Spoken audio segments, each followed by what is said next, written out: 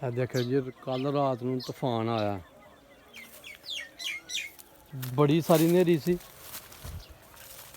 ते ए देखो जी अल्लाह ताला दी मर्जी है, जड़ां दे दरख्त खेड़ छड़िया।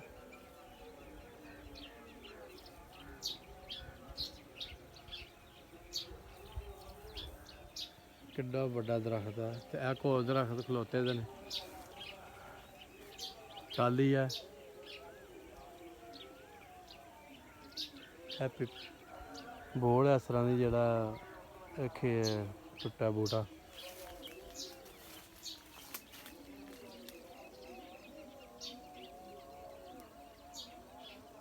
सकचैन है, एदी मसवाक बड़ी ज़बरदस्त बनती है जी, माशाल्लाह जी। अस्सलाम वालेकुम, और सब भाई खैरियत से हैं माशाल्लाह जी। मेरी दिल से दुआ है कि सब भाई खैरियत से हों, अल्लाह सेहत दे, तंदुरुस्ती दे। सुबह सुबह नमाज पढ़ के आए जे बाहर न,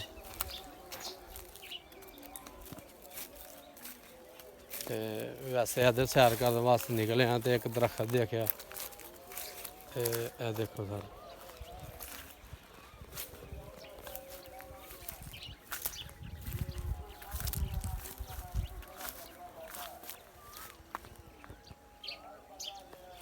ये कोई छोटा दरख्त नहीं ना,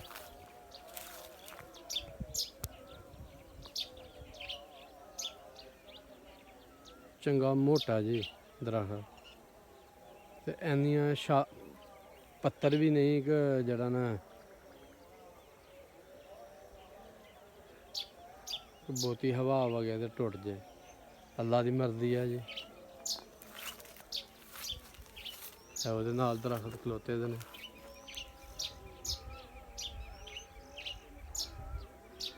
साडा चाचा अरशाद है जी,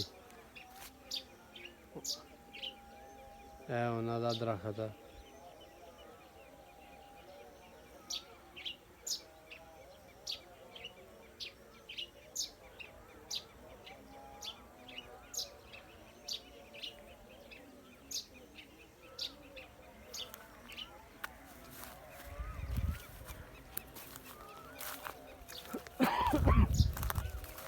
लो जी साड़ी सैर मुकम्मल हो गई है, नाल एक दरख्त की वीडियो बनवा ली है, तो साड़ी सैर मुकम्मल हो गई है माशाल्लाह। हुण असीं वापसी जा रहे हैं इंशाल्लाह, फिर सुबह अल्लाह के फजल करम नाल नवे व्लॉग नाल हाज़र होवांगे। हुण सानूं इजाज़त देवो, सानूं लाइक करो, सबसक्राइब करो, शुक्रिया सर। साड़ी पूरी वीडियो देखो जिहड़ी माड़ी चंगी बनाने आ। अल्लाह हाफिज़।